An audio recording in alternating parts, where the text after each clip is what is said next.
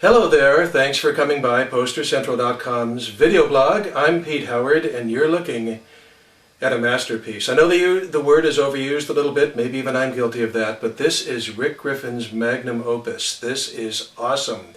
Grateful Dead concert poster to the masses, artwork by Rick Griffin, generally considered perhaps the greatest poster artist ever out of San Francisco, but look at this. It's gorgeous. It's just absolutely gorgeous. It's amazing. In fact, this poster is so good. I've often wondered about that. There are so many good concert posters with gorgeous art that went into them, and it was only to sell tickets for a couple of shows, and then they turned into merchandising pieces. You almost feel like they deserved more respect. I mean, they were certainly respected, but even a higher ground than that. And that happened with this poster. The Grateful Dead, again, they're the big headline up there.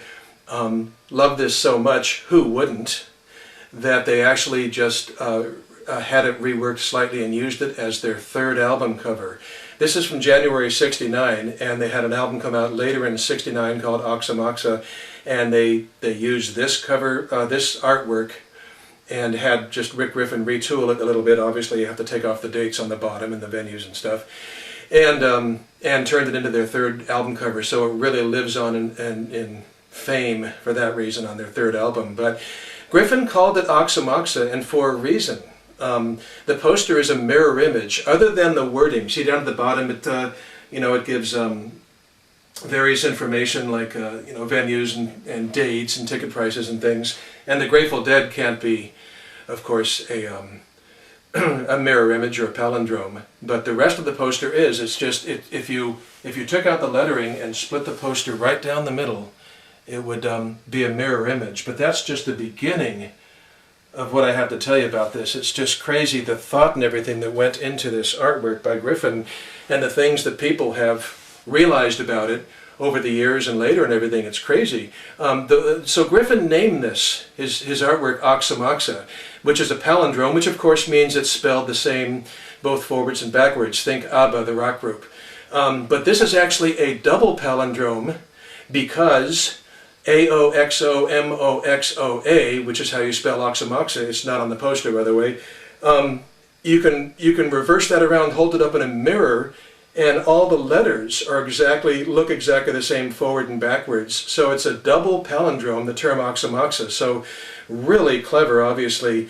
Rick Griffin devised that name for this artwork, and it just really fits this piece. It's just fantastic. And then finally, well,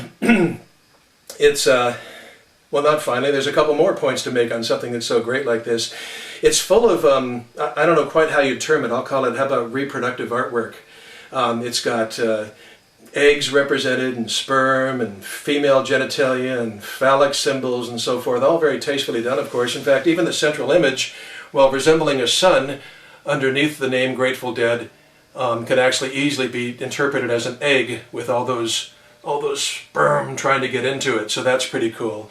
Lots of double meanings and everything, and in fact, there's a theory, and I think it actually kind of holds up nicely, that the very term Grateful Dead, if you cover the bottom 2/3 of the letters and just look at the top third across the top, they're sort of yellow there, it says, "We ate the acid," which is pretty, if Rick intended that, that's pretty great. I feel like we're listening to Beatle tapes backwards again, like we did decades ago.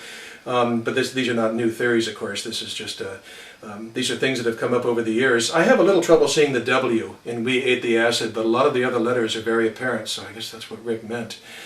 So just a fantastic poster, really great. It's, obviously on demand, it's been reprinted, but it was reprinted in, so this is a '69 poster, reprinted in '76 in Europe. 1982 is clearly marked, the reprint. It says Jose's something or other, or something or other.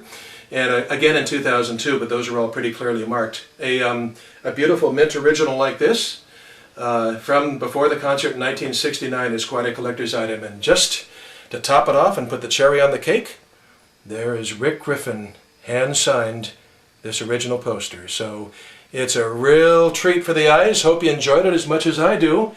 And wow, where do I go from here?